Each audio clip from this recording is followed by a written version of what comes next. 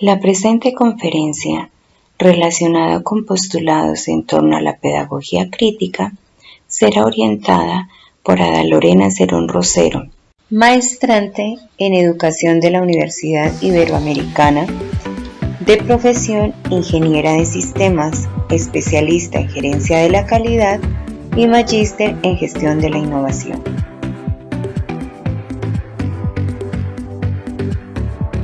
La pedagogía crítica, nominada por Horkheimer, surge como el resultado de los trabajos de la teoría crítica durante las décadas de los 80 y los 90. La teoría crítica fue el producto de la influencia de varios estudiosos de la Escuela de Frankfurt en Alemania. Algunos representantes son Freire, Maclaren, Giroux y Louis Bigot. Es una teoría y práctica en la que los sujetos alcanzan una conciencia desde la enseñanza. Empodera a los estudiantes, contribuye a desarrollar su autonomía y por lo tanto son capaces de cuestionar como resultado de la acumulación de diversos aportes de quienes han buscado contribuir una educación liberadora dentro o fuera de la escuela para el sujeto individual y colectivo. Henry Giroux nació el 18 de septiembre de 1943. Es un crítico cultural estadounidense y uno de los teóricos fundadores de la pedagogía crítica en su país. Es bien conocido por sus trabajos pioneros en pedagogía pública, estudios culturales, estudios juveniles, enseñanza superior, estudios acerca de los medios de comunicación y sobre todo en la teoría crítica. Su obra tiene como uno de sus referentes a Paulo Freire. Sus teorías se basan en la importancia que tienen las estrategias didácticas y cómo promueven el pensamiento crítico del alumno. De igual manera, hace énfasis en la importancia de contar con un contexto de democracia, justicia social, poder, cultura y comunidad. La pedagogía se concibe como un instrumento para educar y para promover a mejores personas y sobre todo para crear una sociedad mejor donde abunden los verdaderos valores democráticos, que las personas sean capaces de tomar una posición frente a la sociedad. A continuación se presentan los postulados acerca de la educación. Primero, Giroux defiende que la educación tiene que ser central en cualquier discurso sobre la democracia y es aquí donde han fallado las izquierdas, puesto que han considerado que las estructuras de dominación más importantes son exclusivamente económicas. Para el pedagogo es fundamental priorizar todos los elementos que permiten cambiar conciencias, persuadir o generar identidades. Segundo, Giroux denuncia que actualmente vivimos en una guerra contra la juventud. Al respecto enuncia, ¿por qué la juventud es una inversión a largo plazo y el neoliberalismo se basa en inversiones a corto plazo? Habla de tres guerras, una basada en la criminalización de la juventud, otra comercial, que les dice que deberían definirse a través de mercancías, y una de vigilancia, en la que les está haciendo creer que pueden perder derechos en nombre de la seguridad. Tercero, la educación se ve afectada de manera muy profunda por las grandes fuerzas políticas y corporativas. No se puede hablar de educación sin hablar de las grandes estructuras políticas, económicas, culturales y sociales en las que se enmarcan y que ejercen una presión sobre la enseñanza y los docentes que no pueden obviarse. Cuarto, la sociedad actual desprecia la esencia de la educación. Vivimos en una sociedad donde predomina el interés privado, el dinero, el mercado, el consumismo y el miedo frente al interés público, la responsabilidad compartida, los valores y las instituciones democráticas. Esto acaba con la comunidad, la justicia, la igualdad y el bien común, y por el camino elimina la educación entendida como un bien público y la pedagogía como práctica empoderadora. Quinto, la pedagogía actualmente es una forma de violencia.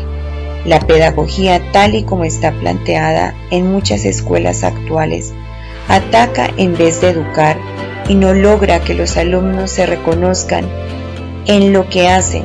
La multitud de pruebas y exámenes, modelos de aprendizaje que apagan la chispa crítica y crean espacios sin ningún tipo de imaginación. Los sistemas de organización represivos y basados en el castigo, la memorización y el conformismo crean un ambiente donde los alumnos comprenden rápidamente que la escuela es un lugar desagradable y que no existe nada. Sexto, la educación debe ser comprometida, crítica y revolucionaria. Hay que ver la educación como algo más que un diploma o un instrumento para conseguir trabajo al servicio de la cultura de la empresa. Debemos recuperar el papel que la enseñanza ha tenido históricamente como herramienta para desarrollar la capacidad crítica, utilizarla para que los alumnos sean agentes comprometidos con el mundo, preocupados por afrontar asuntos sociales, esenciales y dispuestos a profundizar y extender el significado y la práctica de una democracia radical y revolucionaria. Séptimo, el pensamiento crítico en peligro. En la sociedad actual, pensar se convierte en algo peligroso, al igual que los sitios donde se promueve el pensamiento. Y como señaló Goya en uno de sus grabados, el sueño de la razón produce monstruos. Hay que desarrollar formas de pedagogía crítica que sean capaces de desafiar las crecientes políticas y prácticas antidemocráticas y que permitan imaginar una alternativa a la sociedad actual, inmersa en la desigualdad. Octavo, la educación no solo ocurre en las escuelas. Hay multitud de instituciones, desde los medios de comunicación hasta los nuevos espacios digitales, que forman parte de la llamada pedagogía pública y resultan primordiales para expandir y permitir la voluntad cívica y política. Hay que pensar la educación para que sea un instrumento democrático.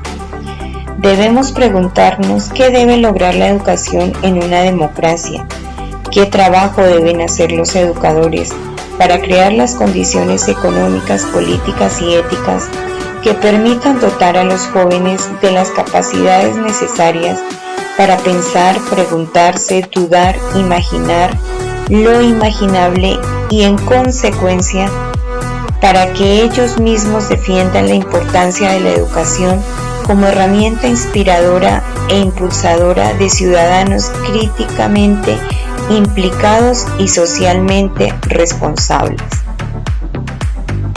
Décimo, la pedagogía crítica es mucho más que la transmisión de conocimientos.